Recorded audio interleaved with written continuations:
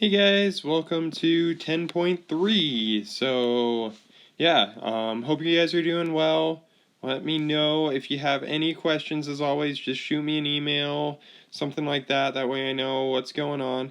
But let's go ahead and get started into this. So, in 10.3, we're going to be looking at other similarities. So, different things that help us to see some different similarity things here. So, first off, we're going to look at an angle bisector. So what an angle bisector is if we look at this angle ABC and then this line AD. So that line AD is an angle bisector because it creates two angles that are the same measure. So the measure of angle, if we go to ABD, so the measure of angle ABD is going to be congruent to the measure of the angle if we go DBC.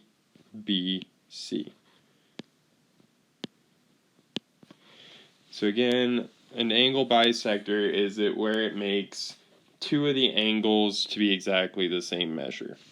So I'll just write line that splits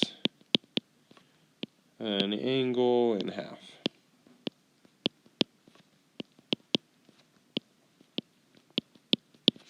Alright, so an angle bisector is something that splits an angle in half. So let's go ahead and look at this.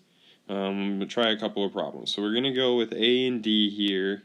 So this is asking us to find the measure of UST. Let me change colors here. Blue's not doing very well. So measure of angle UST. So we're going to these 3 points, knowing that the measure of angle 2 is 36 degrees. So what we're going to be doing here is assuming that this line SP is an angle bisector. So again, we learned that an angle bisector is where a line that splits the measure of an angle in half.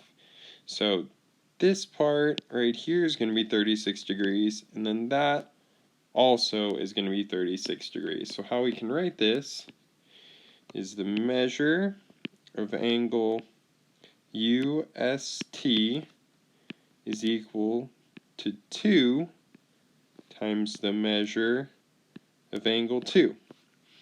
So that's the measure of that big angle is 2 times the measure of angle 2, because we know this is 36 and this is 36. So we're going to have is equal to 2 times 36. So that's equal to 72 degrees.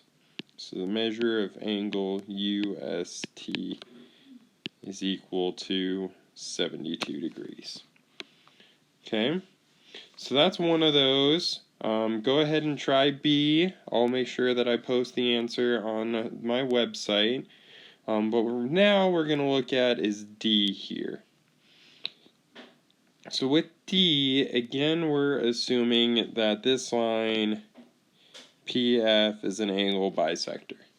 So that means the measure of this angle here is going to be equal to the measure of that angle. So now it's saying find x if the measure of angle 2 is equal to 9x plus 2. So again, this angle right here is equal to 9x plus 2. And then the measure of angle 1 is equal to 8x plus 6. So that's that angle right there. But as we just said, since it's an angle bisector, we know the measure of angle 1 is angle 2 is equal to the measure of angle 1. So we can write that the measure of angle 1 is equal to the measure of angle 2, because it's an angle bisector. And now, since we have that, all we got to do is plug, chug, and refuse to do drug. So we know the measure of angle 2 is equal to 9x plus 2. So we know this is going to be equal to 9x plus 2. And then the measure of angle 1 is equal to 8x plus 6.